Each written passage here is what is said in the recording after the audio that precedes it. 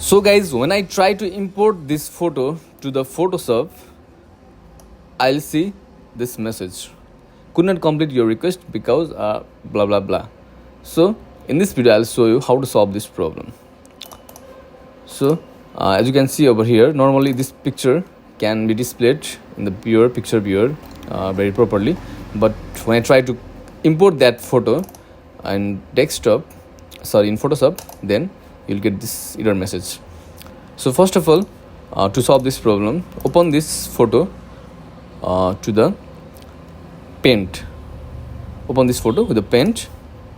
Now the photo is inside the paint. Again, go to the file and go for the save.